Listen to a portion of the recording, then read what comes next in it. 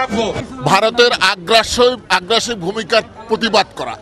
ভারত আমাদের অভ্যন্তরীণ ব্যাপারে হস্তক্ষেপ করছে, এই দেশ থেকে অস্থিতিশীল করার চেষ্টা করছে, এই দেশের সাম্প্রদায়িক পরিবেশ নষ্ট করার চেষ্টা করছে এবং আমাদের মধ্যে যে সমৃদ্ধি আছে, সৌহার্দ্য আছে, সেটা নষ্ট করার চেষ্টা করছে এবং নষ্ট করে কোনো একটা দলকে তারা সুযোগ সৃষ্টি করার পয়তারা করছে।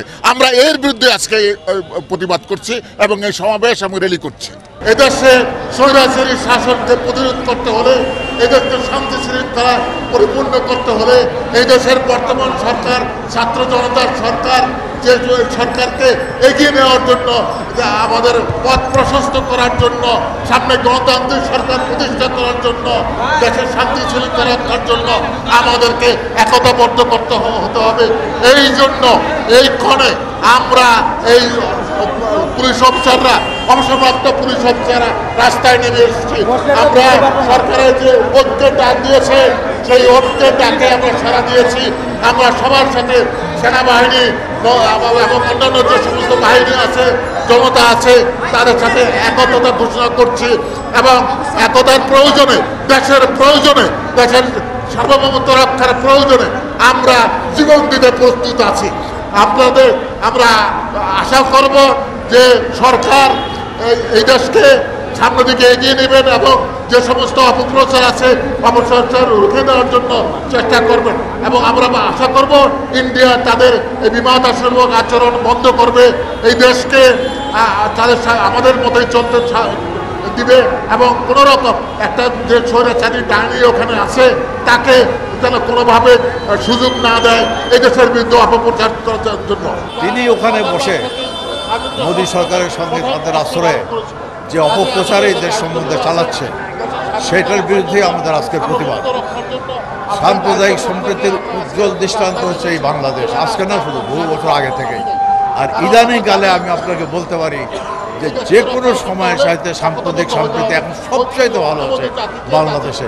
একটু আগেই আমি বলছিলাম যে আমি আমার ব্যক্তিগত উদাহরণ দিচ্ছি। দেখুন, 19 বছর আগে আমি আইজি হিসাবে রিটায়ার করেছি, অথচ মাত্র কয়েকদিন আগেই এই যে সবচেয়ে বড় উৎসব যেটা গেল দুর্গা পূজা, তারপরে গেছে কালী পূজা, এই সময় আমি নিজে ঢাকেশ্বরী মন্দির থেকে আরম্ভ করে গুলশান বাড়ি পর্যন্ত বিভিন্ন পূজা মণ্ডপ ভিজিট করেছি, শুধু একটা উদ্দেশ্যে যে অনেকে আমাকে চেনে, দেখা হলে তারা বুঝবে যে তাদের সঙ্গে একটা সহমর্মিতা জানাতে। এটা কেন? এটা ভেতর থেকে এসছে এই জন্যে যে বছরের পর বছর এই সম্প্রীতি আমরা লালন করে এসেছি। ভারতের অমিত শাহ যে ধরনের কথাবার্তা বলে, তাকে আবার মুসলমানদের ইতিহাস পড়তে হবে, ভারতীয় উপমহাদেশের ইতিহাস তাকে পড়তে হবে। বাংলাদেশের মুসলমান নয়, ভারতের মুসলমানদের প্রতিও যদি কোনো আগ্রাসন আসে, তার প্রতিবাদও বাংলাদেশের জনগণ এই প্রতিবাদ করবে। আমরা ডাক্তার ইউনূসের যে ছাত্র জনতার আন্দোলনের ফলে যে সরকার গঠিত হয়েছে, সেই সরকারের প্রতি আমাদের সর্বাত্মক সহযোগিতা আছে। দরকার হলে আমরা এর জন্য জীবনে রক্তবিন্দু পর্যন্ত দেব, কিন্তু আমরা ভারতের অপপ্রচার বন্ধ চাই। বাংলাদেশের জনগণ, স্বাধীনচেতা জনগণ, তারা যুদ্ধ করে দেশের মাতৃভাষাকে প্রয়োগ করেছে।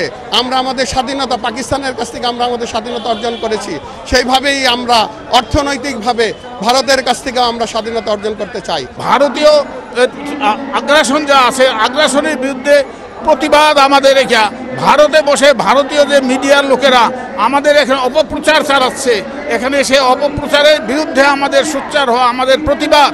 ভারতীয় সাংবাদিকদের আমরা আমন্ত্রণ জানাচ্ছি, আপনারা আসেন, আপনারা এই দেশে এসে দেখেন এই আমরা কোনো আমাদের দেশে হিন্দুদের কোনো অত্যাচার হচ্ছে কিনা, আমাদের এখানে তাদের বিরুদ্ধে কোনো অন্যায় করা হচ্ছে কিনা।